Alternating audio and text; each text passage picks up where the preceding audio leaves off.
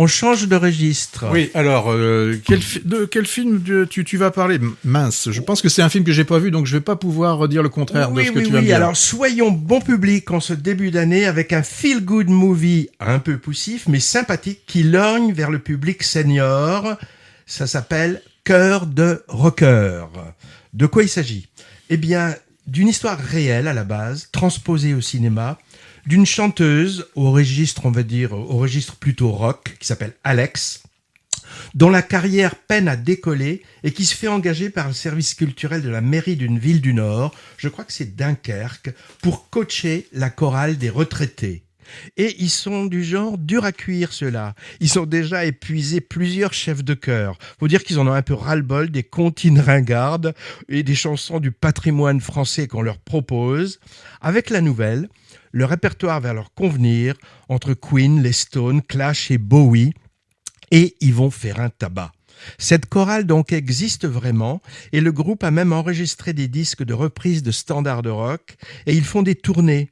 Le nom de cette chorale réelle, c'est Salt and Pepper, poivre et sel. Donc on voit tout de suite de quoi on parle. J'ai eu le plaisir de les voir sur scène cet été après la projection du film qui retrace donc sa création. C'était au théâtre d'Angoulême en compagnie de la troupe d'acteurs. Et je dois dire que ça a déménagé. Énorme succès dans la salle. Peut-être que ça préfigure un carton en salle de ciné. Bon, tout ça ne révolutionne pas le cinéma. Le scénario qui est inspiré du livre de la chef de chœur en question, il est assez gros sabot. Les personnages plutôt caricaturaux. Et le tout est servi par des acteurs véritables associés à des membres de cette chorale. Et entre les deux, on se demande qui cabotine le plus.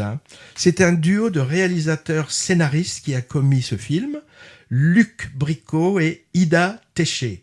À côté de Mathilde Seigné. Alors Mathilde Seigné, on connaît son abattage. On y trouve un casting senior assez hétéroclite, je dirais, avec Bernard Lecoq, par exemple. Andrea Ferréol, moi que j'avais pas vu sur les écrans depuis longtemps. Son premier rôle important, on le rappelle quand même, c'était dans La Grande Bouffe, mais j'ai vu dans sa bio qu'elle a beaucoup joué au cinéma, au théâtre, à la télé, et également dans le casting, j'ai eu le plaisir de revoir la merveilleuse Brigitte Rouen, disparue de mes radars elle aussi, à qui on doit en tant que réalisatrice le superbe film qui s'appelait Outre-mer dans les années 90.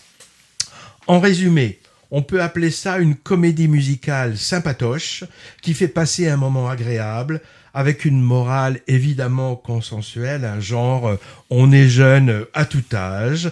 Voilà pour Cœur de rocker. Je sais pas si je le vends bien là. Bah, c'est quand tu as dit le mot commis, donc ça m'a fait un petit peu peur. Oui. Et sympatoche. Sympatoche, oui, ça relève.